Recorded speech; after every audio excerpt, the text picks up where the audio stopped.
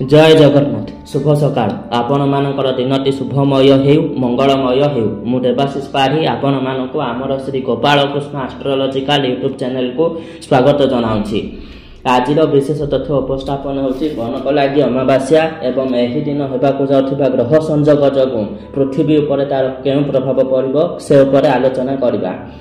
आसंता मिथुन मासर 11 दिन इंग्राजी जून मास 25 तारिख मुस्लिम जिलहेज मासर 28 तारिख सौर मते आषाढ़ मासर 4th दिन बुधवार दिन अमावास्या तिथि अनुष्ठित हेबाकु जाउअछि।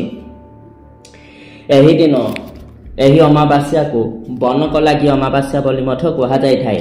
बनकलागी अमावास्या हेउछि पुरी श्री जगन्नाथ मंदिरर एक पवित्र रिचुअल जहा एक निर्दिष्ट तारीख अनुष्ठित होता है एवं यही रिचुअल समय देवता मानकर मुह को सूतिका और प्राकृतिक रंग रे सजा जाय थाए।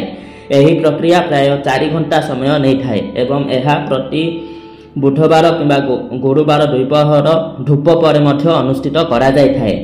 तेबे चलंतु बनकलागी रिचुअल रे कौन कौन सब सामग्री व्यवहार करा जाए से ऊपर आलोचना करिबा।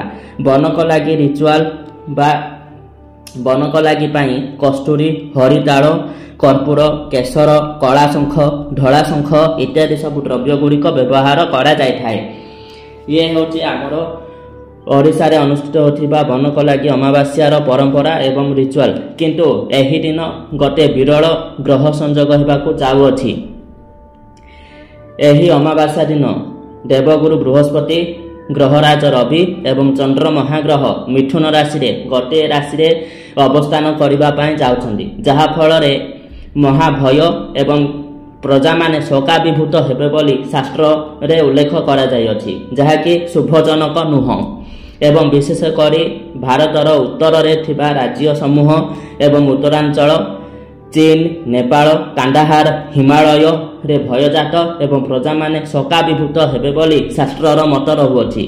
तेनु जेहेतु एही समयटी भल रहिबो नाही तेबे पूर्वरु जे कोनोसी भी अप्रीतिकर परिस्थिति पाए प्रस्तुत हेबा एवं भगवानकर शरणापन्न होई नाम संकीर्तन करी भगवानक पाखरे आमे निजे निजको समर्पण करिदेबा, जहा फल रे भगवानकर आशीर्वाद रे किछिटा शुभ फल प्राप्त होई पारे।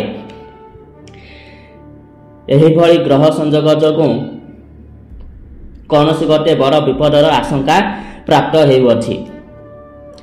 तेबे भगवानकर शरणापन्न हेबा एवं धर्मर मार्ग रे परिचालित हेबा आमर कर्तव्य।